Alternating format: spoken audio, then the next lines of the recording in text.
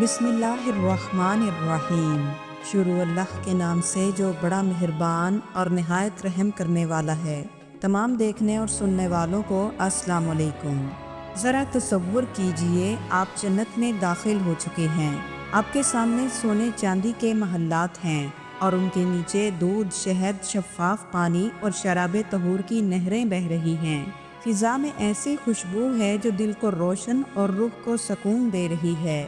جہاں جو دل چاہے وہ فوراً حاضر ہو جائے، جہاں حضور نبی کریم صلی اللہ علیہ وآلہ وسلم کے ساتھ بیٹھنے، ان کی مسکراہٹ کو دیکھنے اور ان کے خوبصورت کلمات کو سننے کا شرف حاصل ہو، اور پھر اللہ رب العزت آپ کو آپ کا نام لے کر فرمائے، اے میرے فلاں بندے، میں تجھ سے راضی ہو گیا۔ سبحان اللہ۔ جہاں آپ کے قدم نازک زعفران کی مٹی پر پڑیں گے، جہاں ہوا میں مشک کی خوشبو، ہر درخت کی شاخوں سے آواز آتی ہے، مرحبا اے اللہ کے بندے، یہ تیرا گھر ہے۔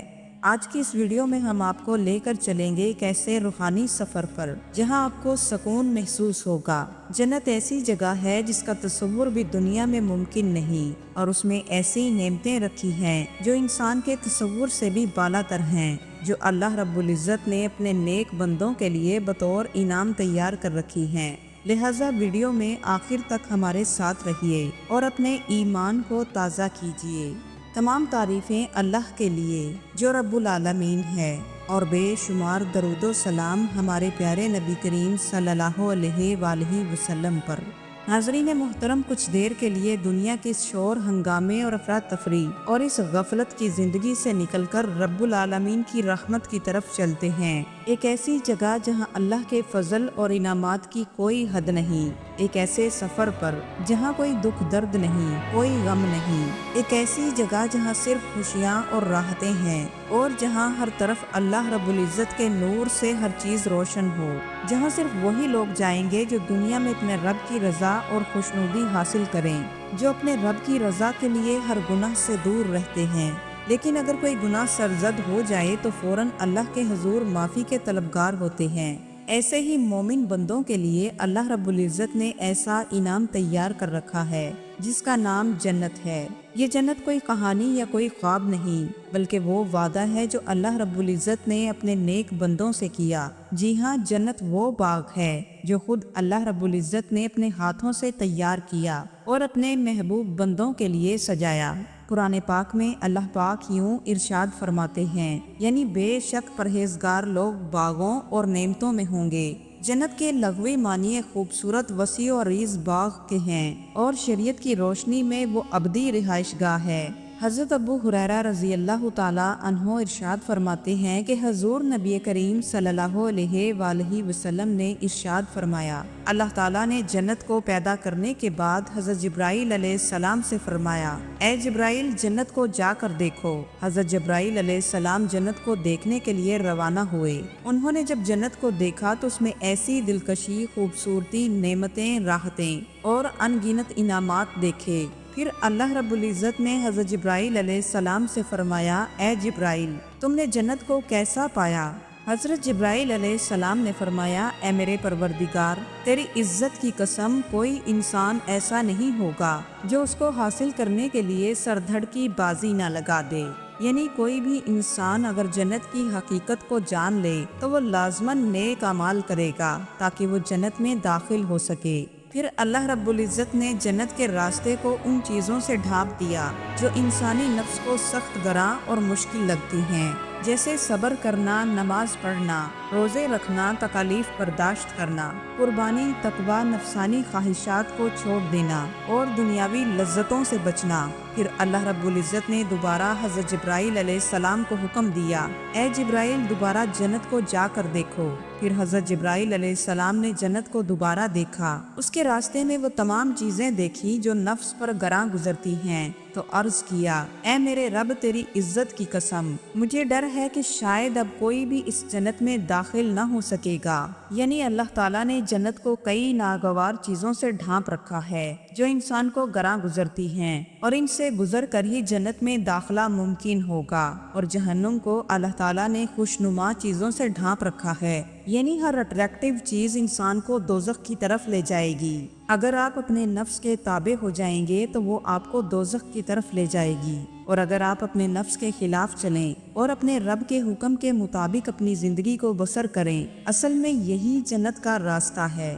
حضرت سہل بن سعد رضی اللہ تعالیٰ عنہ سے روایت ہے کہ حضور نبی کریم صلی اللہ علیہ وآلہ وسلم نے ارشاد فرمایا کہ جنت میں ایک چھڑی کے برابر کی جگہ پوری دنیا اور اس کی ہر چیز سے بہتر ہے۔ حدیث میں ہے کہ حضور نبی کریم صلی اللہ علیہ وآلہ وسلم نے ارشاد فرمایا کہ میں جب جنت میں داخل ہوا تو وہاں خوبصورت چمکدار موتیوں کے گنبد تھے اور اس کی زمین کستوری کی تھی۔ حضور نبی کریم صلی اللہ علیہ وآلہ وسلم نے ارشاد فرمایا، اللہ تعالیٰ نے فرمایا کہ میں نے اپنے نیک بندوں کے لیے وہ نعمتیں تیار کر رکھی ہیں جن کو نہ کسی آنکھ نے دیکھا، نہ کسی کان نے سنا، اور نہ ہی کسی کے دل نے اس کے بارے میں کچھ خیال کیا۔ تصور کیجئے ایسی دنیا جہاں نہ کوئی تھکن ہو، نہ کوئی دکھ درد ہو، ہر دن نئی نعمتیں، ہر لمحہ خوشی کا، ہر طرف بہتے دریا، ہنستے چہرے، نہ بیماری نہ بڑھاپا، نہ موت اور نہ جدائی۔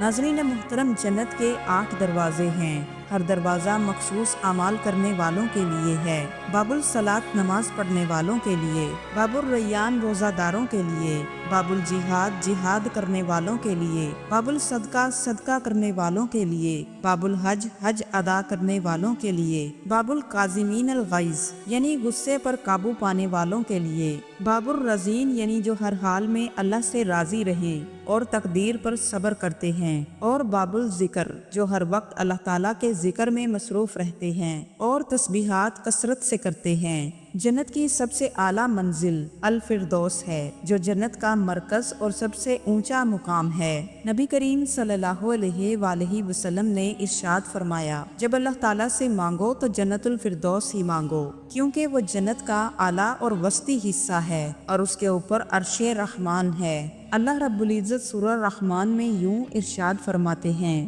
یعنی ان باغوں میں 2 چشمے جاری ہوں گے اور ان باغوں میں ہر طرح کے میووں کی 2 قسمیں ہوں گی۔ جنتی جنت میں تکیہ لگائے بیٹھے ہوں گے بستروں پر جن کے استر گاڑھے ریشم کے ہوں گے، اور ان دونوں باغوں کا پھل نیچے جھکا ہوا ہوگا، یعنی ان کو توڑنے کے لیے کوئی مشکل نہیں اٹھانی پڑے گی۔ جنتی آسانی کے ساتھ پھل حاصل کر سکیں گے، اور جیسے ہی کوئی جنتی کسی درخت سے پھل توڑے گا تو وہاں فوراً ہی نیا پھل لگ جائے گا۔ جنت میں کوئی بھی چیز نہ تو ختم ہوگی اور نہ ہی فنا ہوگی۔ جنت میں تمام جنتی صرف لذت حاصل کرنے کے لیے کھائیں پیئیں گے، وہاں بھوک پیاس کا کوئی احساس نہیں ہوگا۔ اللہ رب العزت سورہ الرحمن میں یوں ارشاد فرماتے ہیں، ان جنتوں میں نیچی نگاہوں والی حوریں ہوں گی جن کو نہ کسی انسان نے چھوا اور نہ کسی جن نے، اور یہ جنتی عورتیں ایسی ہوں گی گویا یاقوت اور مرجان ہوں۔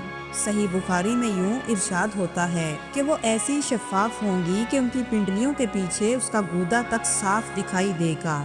جنت کی نہریں دودھ، شہد، شراب طہور اور پانی کی نہریں جو دنیا کی نہروں کی طرح کھود کر نہیں بنائی گئیں بلکہ یہ زمین کے اوپر ہی رواں دواں ہیں، ان کا نہ تو رنگ بدلے گا اور نہ ہی ذائقہ۔ اہل جنت جب چاہیں اور جس سے چاہیں پی سکیں گے، پھر وہ درخت جس کے سائے میں 100 سال تک سوار چلتا رہے تو سایہ ختم نہ ہو، اور اس کے پھل آپ کے اتنے قریب کہ ہاتھ بڑھاتے ہی آپ کی ہتھیلی پر آ جائیں، اور وہاں کے محلات ایسے کہ سونے چاندی یاقوت لولو سے بنے ہوں گے، اور ان کی دیواریں مشک کی ہوں گی، ان کی خوشبو سے دل معطر ہو جائیں گے۔ ہر قسم کا پھل، ہر ذائقہ، ہر بار ایک نیا مزہ، ہر لقمے کا ذائقہ ایک دوسرے سے جدا ہوگا، نہ کسی تیاری کی ضرورت اور نہ پکانے کا جھنجھٹ، صرف دل میں خیال پیدا ہو اور چیز سامنے حاضر ہو جائے۔ اللہ رب العزت یوں ارشاد فرماتے ہیں، اے محمد صلی اللہ علیہ وآلہ وسلم، آپ خوشخبری سنا دیں ان لوگوں کو جو ایمان لائے اور نیک اعمال کیے، ان کے لیے ایسے باغات ہیں جن کے نیچے نہریں بہتی ہیں، اور جب کبھی انہیں اس میں سے کچھ رزق دیا جائے گا ان باغوں میں سے، یعنی کوئی پھل کھانے کو دیا جائے گا، تو وہ کہیں گے یہ تو وہی ہے جو ہمیں اس سے پہلے دنیا میں دیا جاتا تھا، حالانکہ وہ اس سے ملتا جلتا ہوگا، یعنی بالکل دنیا کے پھلوں جیسا نہیں ہوگا بلکہ اس سے ملتا جلتا ہوگا، کیونکہ جنت کے پھل سائز اور ذائقے کے اعتبار سے دنیا سے کہیں زیادہ اعلیٰ اور لذیذ ہوں گے۔ اہل جنت جب جنت میں داخل ہوں گے تو ایک اعلان ہوگا، اے جنت والو، تم ہمیشہ زندہ رہو گے، کبھی نہ مرو گے، تم ہمیشہ جوان رہو گے، کبھی بوڑھے نہ ہوگے، تم ہمیشہ صحت مند رہو گے، کبھی بیمار نہ ہوگے، اور تم کبھی تنگ دستی نہ اٹھاؤ گے۔ جنتیوں کو سونے کے کنگن اور سبز ریشمی لباس پہنائے جائیں گے اور ان کے سروں پر تاج ہوں گے۔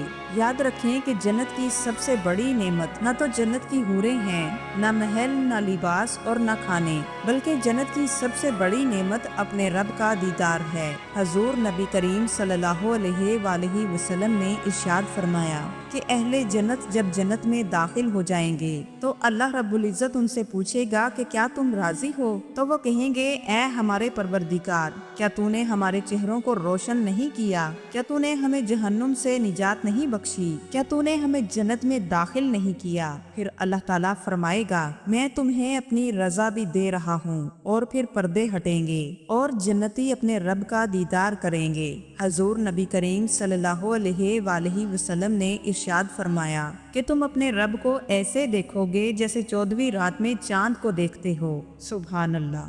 ناظرین محترم، جو لوگ اپنی زندگیوں کو اللہ رب العزت کے بتائے ہوئے طریقوں کے مطابق بسر کرتے ہیں، نماز قائم کرتے ہیں، روزے رکھتے ہیں، زکوٰۃ ادا کرتے ہیں اور گناہوں سے بچتے ہیں، ہر مشکل اور پریشانی پر صبر کرتے ہیں، تو اللہ رب العزت فرماتے ہیں، احسان کا بدلہ بجز احسان کے کیا کچھ اور بھی ہو سکتا ہے؟ اللہ رب العزت فرماتے ہیں کہ جس نے زندگی میرے لیے گزاری، جس نے میرے لیے دنیا میں تکلیفیں اٹھائیں، حلال حرام میں تمیز رکھی، روکھی سوکھی کھائی، میرے لیے نمازوں اور روزوں کی مشقت اٹھائی، جس شخص نے اتنا احسان کیا، یعنی اللہ تعالیٰ فرما رہے ہیں کہ جس نے یہ سب کچھ کیا گویا اس نے مجھ پر احسان کیا۔ اللہ رب العزت قدردان ہے، اور جس نے اس طرح کا احسان کیا ہو تو اس کا بدلہ احسان کے سوا کیا کچھ اور بھی ہو سکتا ہے کہ میں بھی اس کے ساتھ ایسا ہی احسان کروں جیسا اس نے مجھ پر کیا؟ حالانکہ ہم ایسا کرنے سے اللہ تعالیٰ پر کوئی احسان نہیں کریں گے، لیکن پھر بھی اللہ تعالیٰ قدر شناسی کرنے والے ہیں۔